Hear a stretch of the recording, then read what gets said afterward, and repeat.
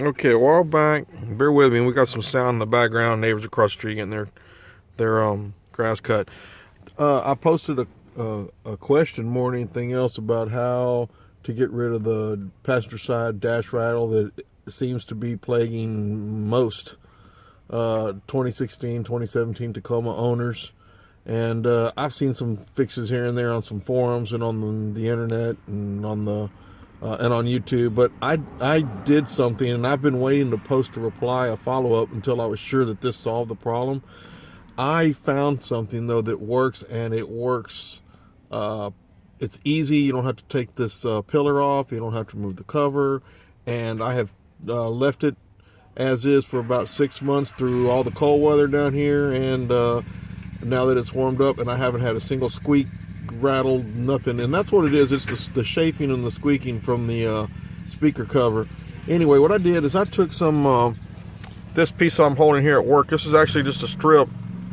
I'm sorry, I took it from work, of electrical insulating blanket. I know it doesn't look like it in this shape, but it normally comes in like 24 by 36 pieces, or bigger, smaller. And you can get it from like Granger Industrial Supply. But it's all it is it's rubber. And it has these corrugations in it, and I don't know that has anything to do with anything at all, really. It's just the way this is. But what I did is I cut some little small skinny strips off of there. And what I tried to do was cut them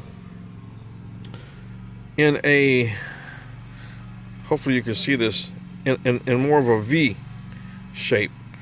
And I cut them about the length of this, the length is that basically a strip off of the width that I took out. It's about 2.25 inches long, I guess. And then right in the middle, which you can't really see on here, but right about maybe about 3/4 of the way, because of the way the dash is, I cut a little V in it so that it would naturally bend this way, if for lack of a better way of describing it. In other words, it would bend more evenly when along with the contour of the dash. So once I cut that little V out of the bottom of it, it sort of had that natural bend in it. And then all I did was, and that's going to be really, really hard to see. In fact, it may be almost impossible, but let me see if I can see from the outside here. Maybe you can see down the side of there. Really kind of hard. But down inside between the grill and the pillar, sorry guys and gals, but anyway, I just wedged it in there best that I could.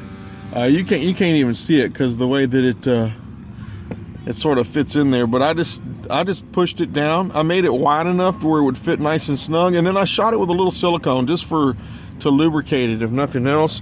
I cut a couple of pieces, but they're all about the same width. As you can see here, they're maybe 1/8 or so at the top, 1/16 at the bottom. You can kind of experiment. I'm guessing any kind of rubber will work, but this seemed to work good for me. And in fact, it's worked great. When I was getting all the rattles, it was mostly in the wintertime when the temperature was cool. I mean, it would rattle all day long until somebody pressed down on that speaker cover. And I've seen all kinds of fixes, or supposed fixes, and the dealer, they weren't able to do anything at all. They didn't do squat. So I finally thought I'd experiment with it myself. And I thought, like I said, since you don't have to take the pillar apart, you don't have to pull the speaker cover apart, I thought, man, this is really the best way to go. Anyway, I hope this helps everybody out there. Thanks.